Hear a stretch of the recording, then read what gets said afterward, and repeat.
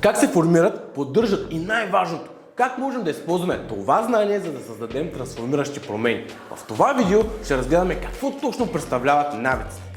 Навиците са невидимите сили, които оформят ежедневието ни, влияят на нашето поведение и избор.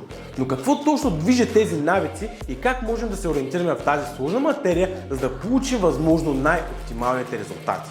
Пътуването ни започва в една забележителна и същевременно малка област от мозъка, която се намира точно в неговия център. Тук се появяват и семената на навиците. В основата на формирането на навици е освобождаването на допамин, често наричан хормон на щастието. Това е химикалът, който укрепва нашите навици, карайки ги да продължават. Така нареченият цикъл на навика обаче е тайната формула. Това е фундаменталната рамка, която ни помага да разберем как се формират навиците и защо продължават да съществуват. Цикълът на навици се състои от три ключови компонента. Започваме с условен знак. Това е първият етап от цикъл на навика. Условният знак е сигналът, който инициира действие. Това може да бъде събитие, емоция, местоположение, част от деня или всеки един друг стимул, който потиква мозъка ви да започне конкретен навик. Например, чувството на стрес може да предизвика навика да ядете нездравословна храна. Второ, рутината или така нареченото поведение. Рутината е действителното поведение или действие, което предприемате в отговор на условния сигнал. Това е самият навик. В примера с стреса, като условен знак, рутината може да посегне към турбичката чипс или да запазите цигара. Наградата е третия и последен компонент от цикъл на навиците. Това е положителният резултат или ползата, която печелите от завършването на рутината. Наградите са това, което укрепват навика и ви прави по-вероятно да го повторите в бъдеще. Например, яденето на чипс при стрес осигурява моментно усещане за комфорт и облегчение, което действа като награда. Затова сега нека се фокусираме върху култивирането на положителни навици. Например, ако искате да спортувате по-редовно, опитайте да поставяте тренировъчните си дрехи, обувки до леглото всяка вечер. Когато се събудите и ги видите, това се превръща в мощен сигнал, за да започнете вашата рутинна тренировка. Друга техника е натрупването на навици. Това включва обвързването на нов навик с вече съществуващ такъв.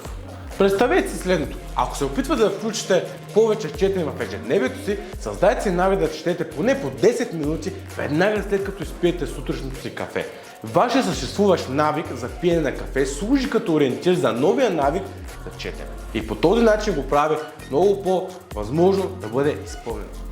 Отговорността е мощен мотиватор.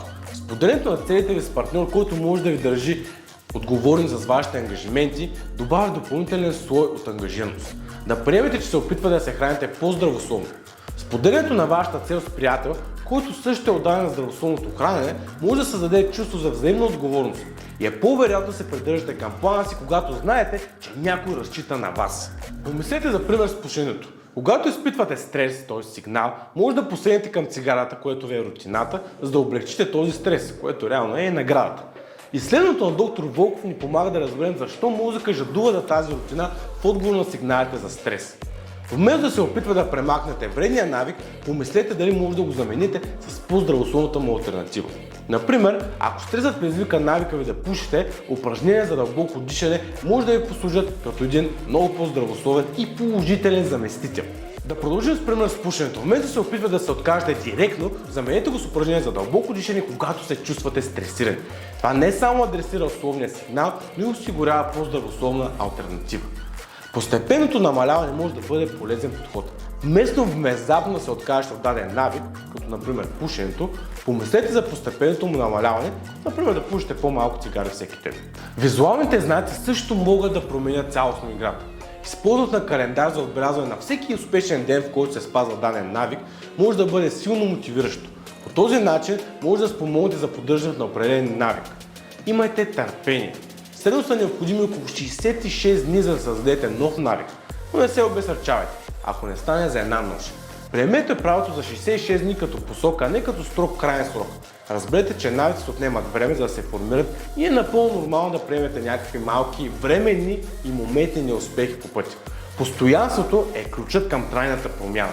И ето го, цялостен поглед към науката за навиците. Независимо дали се стремите да създадете положителни навици и да се отървете от отрицателните, разбирането на психологията зад навиците ви дава инструменти за значима промяна. Не забравяйте, че навици са градивните елементи на нашия живот, формирани чрез сигнали, рутинни процедури и награди. Благодаря, че се присъединихте и днес в изследването на навиците и ако са намерили това видео за поучително, не забравяйте да го харесате, да го споделите с приятели, както и да се абонирате за повече ценни прозрения относно психология и личностно развитие.